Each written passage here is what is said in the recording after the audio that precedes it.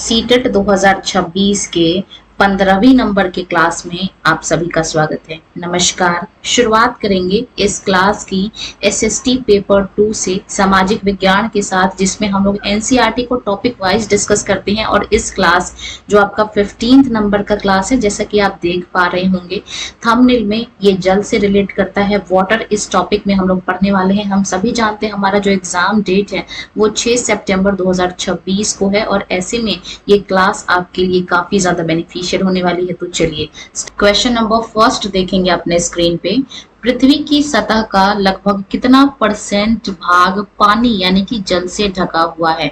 Options देख लेते हैं। ऑप्शन नंबर ए कह रहा है जल 51% है। ऑप्शन नंबर बी कह रहा है 61% है। ऑप्शन नंबर सी कह रहा है 71% है। और ऑप्शन नंबर डी कह रहा है आपका 81% है। तो हम सभी जानते हैं पृथ्वी का लगभग 2/3 हिस्सा यानी कि लगभग 70-71% पे क्या है आपका पानी है। ठीक है, तो कौन सा ऑप्शन ठीक है? तो आप कहेंगे option number C will be the right answer of this question. चलेंगे सवाल नंबर 2 से। और इसीलिए हम लोग पृथ्वी को नीला ग्रह के नाम से भी जानते हैं, यानी कि ब्लू प्लेनेट के नाम से हम लोग जो है वो पृथ्वी को जानते हैं। सवाल नंबर 2 देखेंगे अपने स्क्रीन पे।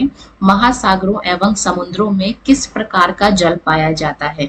ऑप्शन देख लीजिए। ऑप्शन नंबर ए कहता है मीठा जल। ऑप्शन नंबर बी कहता है लवणीय यानी कि खारा जल, saline water. Option number C कहता है आसूत जल। और ऑप्शन नंबर डी कहता है भूमिगत जल। तो महासागर और समुद्र में जो पानी पाया जाता है वो अक्सर खारा पाया जाता है, यानी कि option number B will be the correct answer. सवाल नंबर 3 देखेंगे। अंतरराष्ट्रीय स्तर पर विश्व जल दिवस यानी कि वर्ल्ड वाटर डे कब मनाया जाता है? तो ऑप्शंस देख लेते हैं। 22 मार्च। ऑप्शन नंबर बी कह रहा है 22 अप्रैल। ऑप्शन नंबर सी कह रहा है आपका यहाँ पे ऑप्शन नंबर सी कह रहा है 5 जून। और ऑप्शन नंबर डी कह रहा है आपका यहाँ पे 11 जुलाई। तो ये जो आपका विश्व जल दिवस है ये कब मनाया जाता है? तो आप कहेंगे 22 मार्च को आपका जो है वो विश्व जल दिवस मनाया जाता है, यानी कि ऑप्शन नंबर ए जो है वो इसका सही उत्तर है। और 2026 में अगर थीम पूछा जाए विश्व जल दिवस का, वो भी आपको ध्यान रखना है जल और लिंग। ये जो है ये थीम डिसाइड करा गया है 2026 का, यानी कि वाटर एंड जेंडर। अगर इंग्लिश में पढ़ें तो वाटर एंड जेंडर इसकी थीम है 2026 के लिए विश्व जल दिवस की। अगर यहाँ पे मैं बात करती हूँ यहाँ पे 22 अप्रैल की, तो 22 अप्रैल को हम लोग क्या मनाते हैं? आप कहेंगे विश्व पृथ्वी दिवस मनाते हैं। 5 जून को हम लोग विश्व पर्यावरण दिवस मनाते हैं। और 11 जुलाई को हम लोग विश्व जनसंख्या दिवस मनाते हैं। तो सभी चीजें आपको जो है वो ध्यान कर लेना है, याद कर लेना है। और चलेंगे हम लोग सवाल नंबर 4 की ओर। सारे क्वेश्चन जो है वो अच्छे तरीके से आपके लिए डिजाइन किए गए हैं आगामी सीटेट परीक्षा के लिए, जो आपके लिए काफी ज्यादा बेनिफिशियल होने वाला है। तो वीडियो को अच्छे से देखना है स्टार्टिंग से लेके एंड तक विदाउट एनी स्किपिंग। एक बार आप वीडियो को कंप्लीटली देख लेंगे, फिर आपको इस टॉपिक यानी कि जो हमारा टॉपिक है जल, इससे आपको सारे क्वेश्चंस आपके यहीं पे कवर हो जाएंगे। अगला सवाल देखेंगे। जल चक्र में यानी कि जो आपका वाटर साइकिल है उसमें सूर्य की गर्मी के कारण जो जल पानी में जो जल है हमारा वो वाष्प में बदलने की प्रक्रिया को क्या कहते हैं? ऑप्शन देख लीजिए। ऑप्शन नंबर ए कहता है संघनन। ऑप्शन नंबर बी कहता है वाष्पीकरण। ऑप्शन नंबर सी कहता है वर्षण। और ऑप्शन नंबर डी कहता है आपका निष्यंदन। तो देखिए जो निष्यंदन यानी कि फिल्ट्रेशन है ये तो आपका छानना हो गया। वर्षण का मतलब क्या होता है कि पानी जो है वो नीचे गिरना। वाष्पीकरण का मतलब क्या होता है कि जब सूरज की गर्मी के कारण जल जो है वो भाप में बदल जाता है, उड़ जाता है, उसको हम लोग वाष्पीकरण कहते हैं। और यहाँ पे संघनन का मतलब क्या होता है? संघनन का मतलब होता है गैस का पानी में कन्वर्ट करना। ठीक है, पानी में बदलने को हम लोग क्या कहते हैं? इसको हम लोग संघनन कहते हैं। ठीक है, तो आपने ध्यान से देखा होगा जब आप कोई खाना बनाते हैं तो वो जो भाप है वो ऊपर वाली सतह पे जो आपका ढक्कन होता है उस पे चिपक जाता है भाप उड़ के, और फिर वही भाप आपका कुछ टाइम के बाद वाटर में कन्वर्ट हो जाता है। इसी प्रोसेस को हम लोग संघनन के नाम से जानते हैं। सवाल नंबर 5 देखेंगे अपने स्क्रीन पे। महासागरीय धाराओं के उत्पन्न होने का मुख्य कारण क्या है? सारे क्वेश्चन अपने आप में इंपॉर्टेंट है। एक एक क्वेश्चन चुन के आपके लिए लाए गए हैं ताकि सवाल कहीं से भी पूछे। अगर आपने इन क्लासेस को अच्छे से किया है तो आपको कोई भी दिक्कत नहीं होगा सीटेट एसएसटी पेपर 2 के लिए, जिसमें 60 नंबर आपको स्कोर करना है। ऑप्शंस देख लेते हैं। पृथ्वी का घूर्णन यानी कि पृथ्वी का रोटेशन, तापमान और लवणता में अंतर, प्रचलित पवनें या फिर उपरोक्त सभी। तो जब ओशियंस करंट होता है, ये क्यों होता है? क्योंकि ये सारे रीजंस होते हैं, यानी कि option number D will be the correct answer. सवाल नंबर 6 देखेंगे अपने स्क्रीन पे। गर्म महासागरीय धाराएं सामान्यतः किस दिशा की ओर प्रभावित होती हैं? तो चलिए ये देखिए, ये हमारी पृथ्वी है, बीच में आपका 0 डिग्री यानी कि भूमध्य रेखा है, और इससे जब हम लोग ऊपर जाएंगे, ठीक है, यहाँ पे जो पानी है वो कैसा होता है? आप कहेंगे गर्म होता है। तो जो गर्म धाराएं हैं वो पूछा गया है कि किस दिशा की ओर परिवर्तित होती हैं। तो दिशा पूछा गया आपसे, तो आप कहेंगे ये भूमध्य रेखा से कहाँ की ओर जाती है? तो आप कहेंगे ध्रुवों की ओर जाती है, पोल्स की ओर जाती है, और ऑप्शन नंबर बी इसका सही जवाब है। क्वेश्चन नंबर 7 देखेंगे अपने स्क्रीन पे। पूछा गया है समुद्र में दिन में 2 बार नियम से जल का उठना और गिरना क्या कहलाता है? ऑप्शंस देख लेते हैं। समुद्री लहरें, ऑप्शन नंबर बी कह रहा है महासागरीय धाराएं, ऑप्शन नंबर सी कह रहा है ज्वार भाटा, और ऑप्शन नंबर डी कह रहा है सुनामी। तो जब समुद्र में एक दिन में 2 बार नियमित रूप से जल उठता है और गिरता है, इसको हम लोग टाइड कहते हैं, यानी कि ज्वार और भाटा के नाम से जानते हैं। Option number C will be the correct answer. चलेंगे सवाल नंबर 8 को देखेंगे अपने स्क्रीन पे। विश्व का सबसे बड़ा यानी कि लार्जेस्ट और सबसे गहरा यानी कि डीपेस्ट महासागर कौन सा है? ठीक है, ऑप्शंस देख लेते हैं। ऑप्शन नंबर ए कह रहा है अटलांटिक महासागर, ऑप्शन नंबर बी कह रहा है हिंद महासागर, ऑप्शन नंबर सी कह रहा है आर्कटिक महासागर, और ऑप्शन नंबर डी कह रहा है प्रशांत महासागर। तो विश्व का, वर्ल्ड का सबसे लार्जेस्ट और डीपेस्ट जो है, अगर मैं यहाँ पे बात करूं कि विश्व का सबसे गहरा जो भाग है वो क्या है, तो उसका आपको नाम ध्यान रखना है, मरीना ट्रेंच इसको हम लोग कहते हैं। और ये जो मरीना ट्रेंच है ये भी कहाँ पे है? तो आप कहेंगे प्रशांत महासागर में ही स्थित है। और विश्व का सबसे बड़ा और गहरा महासागर भी कौन सा है? वो भी आपका प्रशांत महासागर है। Option number D will be the right answer of this question. चलेंगे सवाल नंबर 9 को देखेंगे। पृथ्वी पर अलवणीय यानी कि जो मीठा जल है उसका सबसे बड़ा स्रोत किस भंडार के रूप में स्थित है? ऑप्शंस देख लीजिए। भूमिगत जल, ऑप्शन नंबर बी कह रहा है नदियां और झीलें, ऑप्शन नंबर सी कह रहा है हिमनद और बर्फ की चादरें, और ऑप्शन नंबर डी कह रहा है वायुमंडलीय जलवाष्प। तो जैसा कि आप डायग्राम में भी देख सकते हैं, ये सारा बर्फ जमा हुआ है, और यही जो है हमारा जो प्योर वाटर है यानी कि जो अलवणीय जल है इसका मुख्य स्रोत है। यानी कि ऑप्शन नंबर कौन सा ठीक है? कौन सा ठीक है? आप कहेंगे ऑप्शन नंबर सी इसका सही जवाब है। क्वेश्चन नंबर 10 देखेंगे अपने स्क्रीन पे। समुद्र में जब सुनामी आती है तो उसकी जो लहरें हैं वो मुख्य रूप से किस कारण से उत्पन्न होती हैं? ऑप्शंस देख लीजिए। भयंकर चक्रवात, समुद्री धाराओं में बदलाव, समुद्र तल पर भूकंप, या फिर भारी वर्षा। तो समुद्र में जो सुनामी की लहरें हैं वो मुख्य रूप से किस लिए उत्पन्न होती हैं? तो आप कहेंगे समुद्र तल पे जब भूकंप आता है इस वजह से वहां पे जो है वो लहरें उत्पन्न होती हैं। ठीक है, सवाल नंबर 11 देखेंगे अपने स्क्रीन पे। बोला गया है वृहद ज्वार जिसको हम लोग कहते हैं स्प्रिंग टाइड समुद्र में किन दिनों में आता है? ऑप्शंस देख लेते हैं। ऑप्शन नंबर ए कहता है केवल पूर्णिमा के दिन, ऑप्शन नंबर बी कहता है केवल अमावस्या के दिन, ऑप्शन नंबर सी कहता है पूर्णिमा और अमावस्या दोनों को, और ऑप्शन नंबर डी कहता है महीने के हर 15वें दिन को। तो देखिए जो आपका स्प्रिंग टाइड है यानी कि जो आपका वृहद ज्वार है ये हर एक 15 दिन पे आता है, और ये पूर्णिमा और अमावस्या दोनों को आता है। और हम दोनों जानते हैं कि इनके बीच का गैप पूर्णिमा और अमावस्या हर 15 दिन पे आपका आता है। ठीक है, सवाल नंबर 12 देखेंगे अपने स्क्रीन पे। निम्नलिखित में से कौन सी एक ठंडी महासागरीय जलधारा है? ठीक है, यानी कि कोल्ड ओशियन करंट कौन सा है ये आपसे पूछा गया है। ऑप्शंस देख लीजिए।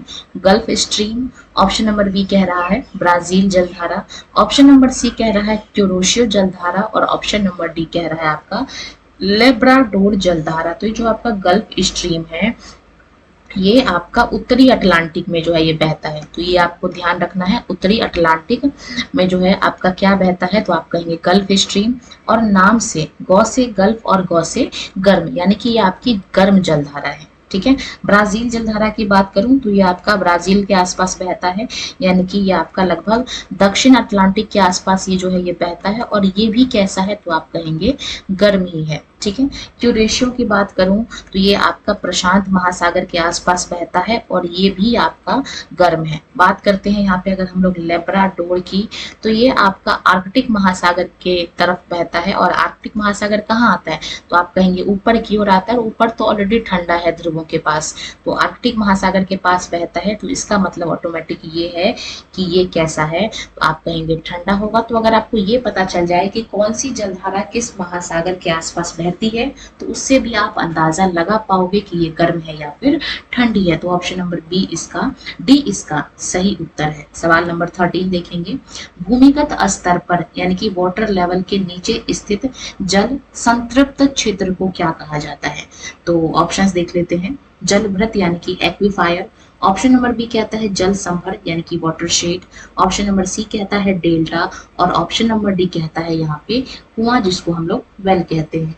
तो यहाँ पे इसका जो सही उत्तर है वो आपका जलभृत होगा यानी कि एक्विफायर होगा। ठीक है। सवाल नंबर 14 देखेंगे, समुद्री जल में यानी कि सी का जो पानी होता है, समुद्र का पानी होता है, जो जिसको हम लोग खारा पानी कहते हैं, इसमें सबसे अधिक मात्रा में पाए जाने वाला लवण यानी कि सॉल्ट कौन सा है। ऑप्शंस देख लीजिए, magnesium chloride, option number B कहता है calcium sulphate, option number C कहता है सोडियम क्लोराइड और ऑप्शन नंबर डी कहता है आपका पोटेशियम नाइट्रेट। तो ये जो समुद्री जल जिसको हम लोग खारा पानी भी कहते हैं, इसमें सोडियम क्लोराइड की मात्रा सबसे ज्यादा होती है, जिसको हम लोग NaCl कहते हैं। और 77% लगभग आपका पानी में समुद्री सोडियम क्लोराइड होता है और ये सबसे ज्यादा होता है। ठीक है। अगर यहाँ पे मैं बात करती हूँ दूसरे नंबर की, तो दूसरे नंबर पे मैग्नीशियम क्लोराइड होता है और लगभग ये 10% जो है इसका आयतन होता है। ठीक है। देखेंगे सवाल नंबर 15 अपने स्क्रीन पे, इजराइल के पास जो हमारा डेड सी है यानी कि मृत सागर है,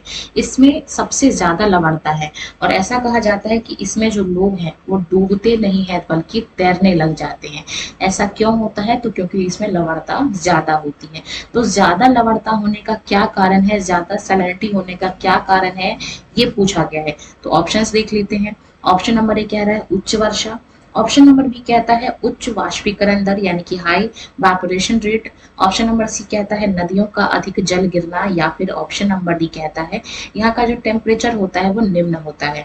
तो यहाँ पे देखिए, यहाँ पे जो सैलिनिटी है वो सबसे ज्यादा क्यों है, लवणता ज्यादा क्यों है, क्योंकि यहाँ का जो वाष्पीकरण दर है ये बहुत ज्यादा हाई है, बहुत ज्यादा। यहाँ पे इसमें क्या होता है कि जो पानी है वो बाहर नहीं जा पाता, और जब पानी बाहर नहीं जाता तो ये भाप बन के उड़ जाता है और यहाँ पे जो है वो लवणता अधिक हो जाती है। सवाल नंबर 16 देखेंगे, महासागरों के जल की औसत लवणता यानी कि एवरेज सैलिनिटी लगभग कितनी होती है।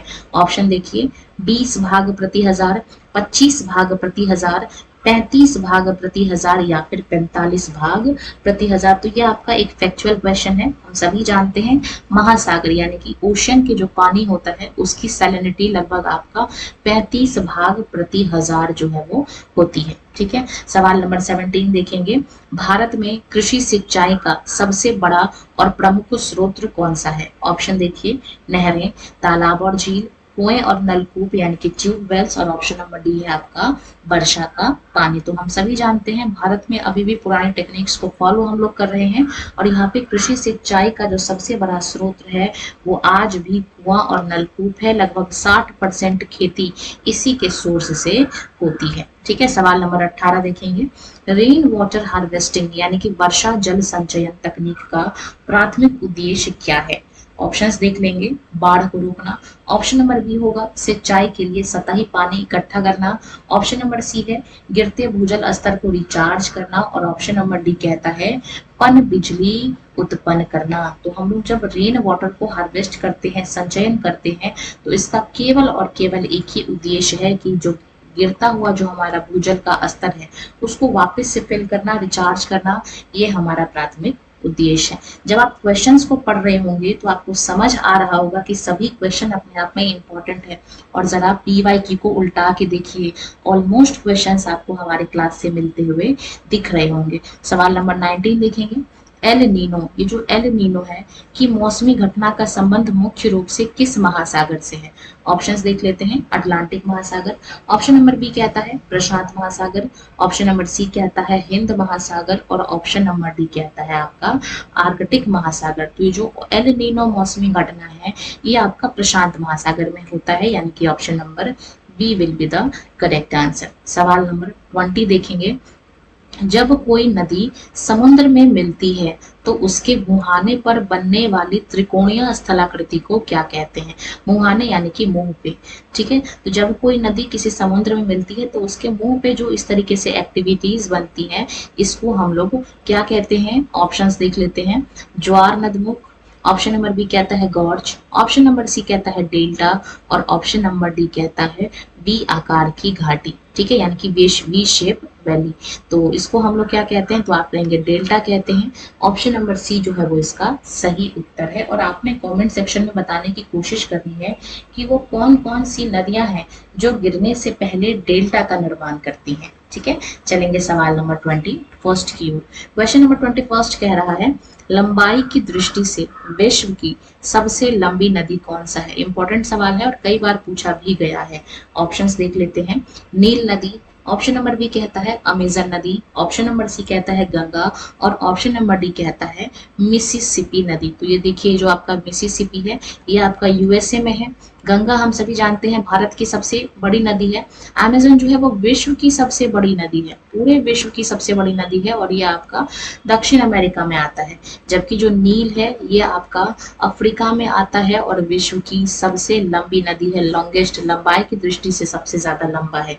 जबकि अमेजन की बात करें तो ये आयतन वॉल्यूम के हिसाब से सबसे ज्यादा है। तो जो क्वेश्चन पूछा जाए उस हिसाब से आंसर देंगे। सवाल नंबर 22 कह रहा है शुष्क क्षेत्रों में जल संरक्षण के लिए सिंचाई की कौन सी विधि सबसे बेस्ट मानी जाती है? ऑप्शन देखिए छिड़काव, ऑप्शन नंबर बी है नहर सिंचाई, ऑप्शन नंबर सी है ड्रिप सिंचाई और ऑप्शन नंबर डी कहता है बाढ़ सिंचाई। तो जो शुष्क क्षेत्र है, जो हमारा ड्राई एरिया है, क्योंकि यहाँ पे पानी कम होता है तो इसलिए हम लोग छिड़काव करेंगे तो ज्यादा पानी खर्च होगा, नहर से सिंचाई करेंगे तो भी ज्यादा पानी लगेगा, बाढ़ से भी ज्यादा पानी लगेगा, लेकिन ड्रिप सिंचाई जो आपकी बूंद बूंद से पानी गिरता है तो सीधे इसके रूट तक जाएगा और इसके लिए बेनिफिशियल होगा, ठीक है। सवाल नंबर 23 देखेंगे अपने स्क्रीन पे। प्रसिद्ध गल्फ स्ट्रीम किस प्रकार की महासागरीय धारा है? तो देखिए ये भी मैंने आपको ऑप्शन में था गल्फ स्ट्रीम, लेकिन मैंने इसका आंसर बता दिया था गौ से गल्फ और गौ से गर्म, यानी कि ये कौन सी जलधारा है? तो आप कहेंगे ये आपका गल्फ स्ट्रीम एक गर्म जलधारा है और ये उत्तरी अटलांटिक महासागर के आसपास जो है वो बहती है, ठीक है। तो ये भी आपको ध्यान रखना है। बाकी चलेंगे हम लोग सवाल नंबर 24 को देखेंगे। भारत में नीली क्रांति यानी कि ब्लू रिवॉल्यूशन का संबंध मुख्य रूप से किस क्षेत्र से है? ऑप्शन देखिए पेयजल संरक्षण, दुग्ध उत्पादन, मत्स्य पालन या फिर नील की खेती। तो ये जो आपका ब्लू रिवॉल्यूशन है, नीली क्रांति है, इसको हम लोग मत्स्य पालन के रूप में देखते हैं, ये इस चीज के लिए हुआ था। बाकी दुग्ध उत्पादन के लिए हम लोग जानते हैं कि इसके लिए क्या हुआ था, आप कहेंगे श्वेत क्रांति हुआ था, ठीक है। तो दोनों चीजें आपको ध्यान रखनी है। क्वेश्चन नंबर 25 देखेंगे। महासागरीय जल की जो गतियां हैं उसको मुख्य रूप से किन श्रेणियों में वर्गीकृत किया गया है? तो महासागर जल में जितनी भी पानी में मूवमेंट होती है उसको हम लोग 3 कैटेगरी में डिवाइड करते हैं और वो 3 कैटेगरी कौन कौन सी हैं? तो आप कहेंगे तरंगी जिसको हम लोग वेव कहते हैं, ज्वार भाटा जिसको हम लोग टाइड्स कहते हैं और धाराएं जिसको हम लोग ओशियंस करंट कहते हैं। तो ऑप्शन नंबर डी इसका सही उत्तर है। स्क्रीन पे जल चक्र यानी कि जो वाटर साइकिल है उसमें जल के वाष्पीकरण का मुख्य कारण क्या है? ऑप्शंस देख लेते हैं। हवा की गति, ऑप्शन नंबर बी कहता है सूर्य की ऊष्मा, ऑप्शन नंबर सी कहता है पृथ्वी का गुरुत्वाकर्षण यानी कि ग्रेविटी और ऑप्शन नंबर डी कहता है आपका महासागरीय धाराएं यानी कि ओशियन करंट। तो ये जो आपका जल चक्र है, वाटर साइकिल है, इसमें जल के जो वाष्पीकरण है यानी कि जो वेपोरेशन है इसका मुख्य कारण गर्मी है यानी कि सूर्य की ऊष्मा है और ऑप्शन नंबर बी इसका सही जवाब है। सवाल नंबर 27 देखेंगे।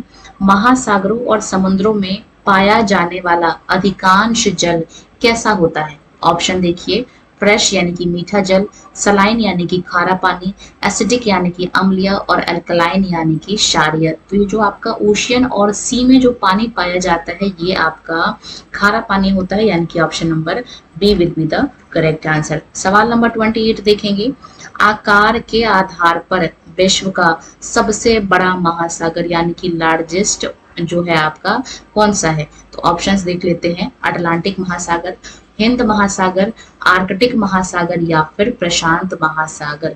ये जो आपका अटलांटिक ओशियन है ये सबसे व्यस्त महासागर है, ये आपको ध्यान रखना है।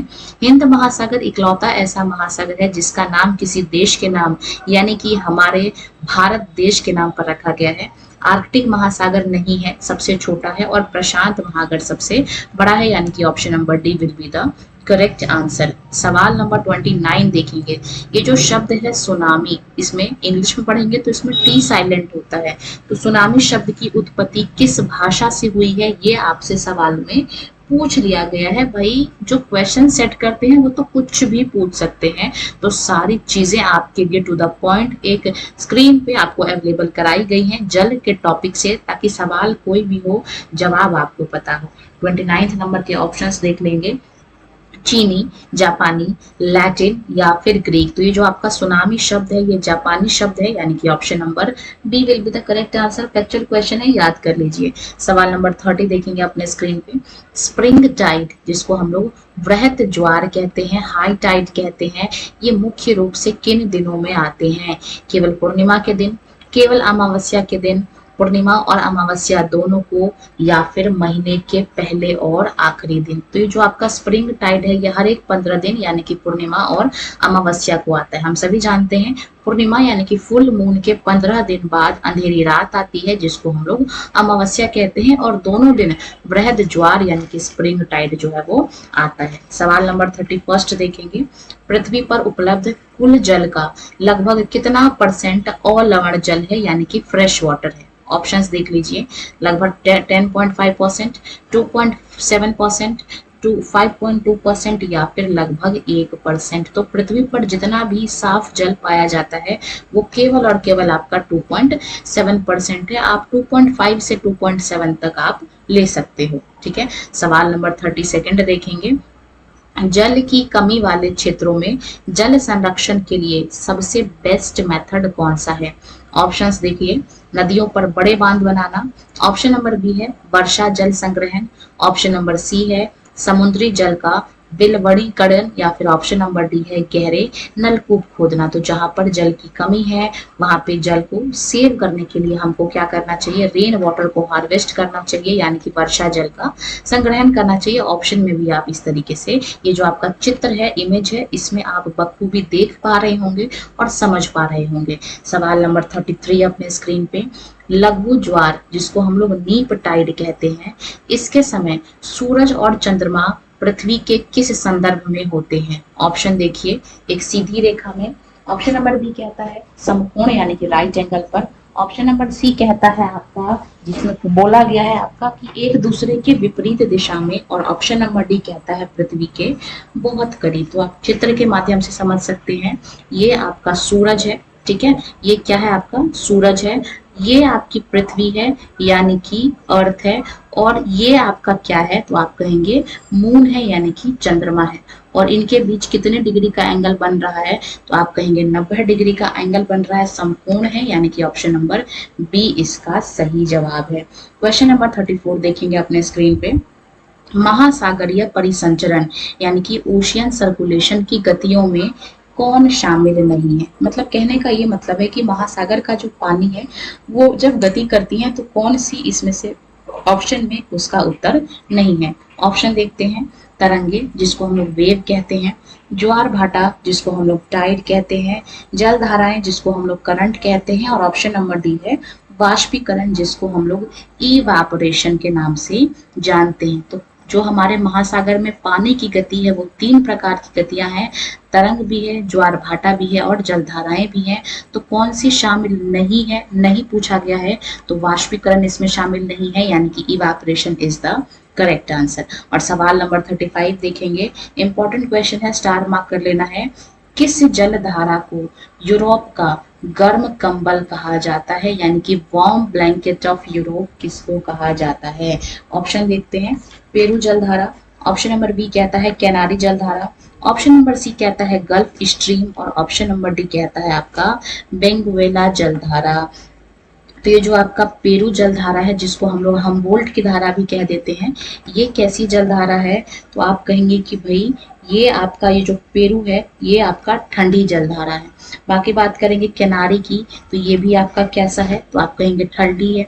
गल्फ कैसा है? तो आप कहेंगे गर्म है, और इसी को हम लोग यूरोप का कंबल कहते हैं। Option number C is the right answer. बाकी बेंगुआला जलधारा की बात करें तो ये भी आपकी ठंडी जलधारा है। ठीक है, तो सवाल कोई सा भी हो, ऑप्शंस हम लोग सारे कवर करेंगे और चलेंगे सीधा सवाल नंबर 36 में।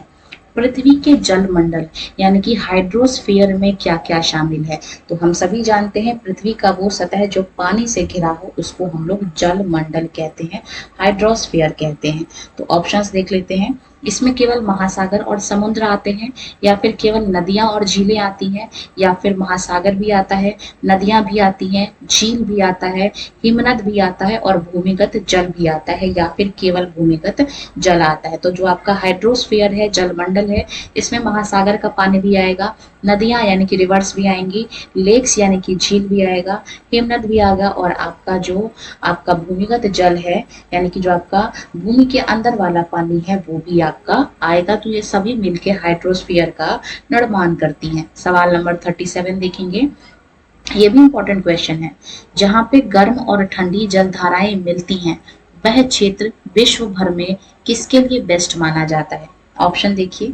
नौकायान करने के लिए यानी कि बोटिंग करने के लिए, मत्स्यन यानी कि फिशिंग के लिए, ऑप्शन नंबर सी कहता है खनिज खनन के लिए, और ऑप्शन नंबर डी कहता है तेल निष्कर्षण के लिए। तो वो जगह जहाँ पे गर्म और ठंडी दोनों जलधाराएं मिलती है, यहाँ पे बेस्ट मछली जो है वो पकड़ा जाता है, यानी कि फिशिंग के लिए वो जगह बेस्ट है। और 38 नंबर का क्वेश्चन देखेंगे, और ये क्वेश्चन अपने इस टॉपिक का अंतिम क्वेश्चन भी है। तो देख लेते हैं, पढ़ लेते हैं। निम्नलिखित में से कौन सा जल निकाय बोला गया है अपनी उच्च लवणता के कारण तैराकों को डूबने नहीं देता है? तो ऑप्शन देख लेते हैं। ऑप्शन नंबर ए कहता है कैस्पियन सागर, ऑप्शन नंबर बी कहता है काला सागर, ऑप्शन नंबर सी कहता है लाल सागर, और ऑप्शन नंबर डी कहता है डेड सी यानी कि मृत सागर। ठीक है, तो इसका जो सही जवाब है वो है मृत सागर, यानी कि जो आपका डेड सी है, जो कि आपका इजराइल में है। इसकी लवणता इतनी ज्यादा होती है कि इसमें कोई भी डूब नहीं सकता है। कारण क्या है? क्योंकि भाई इसमें इतना सारा पानी होता है और पानी कभी बाहर नहीं जाता। तो जब पानी बाहर नहीं जाएगा तो सूरज की रोशनी में वाष्पीकरण होगा और नमक बनेगा, और इसमें नमक का परसेंटेज बहुत ज्यादा होता है, जिस कारण से ये डूब नहीं पाता है। तो ये इस टॉपिक से संबंधित सभी इंपॉर्टेंट क्वेश्चन थे। इसी के साथ इस वीडियो को यही अंत करेंगे। अगर क्लास आपको अच्छी लगी हो, वीडियो अच्छी लगी हो, तो वीडियो को लाइक करना, वीडियो को शेयर करना, और चैनल को सब्सक्राइब कर लेना है इसी तरीके के वीडियोस को और भी कॉन्टिन्यूसली देखने के लिए। धन्यवाद।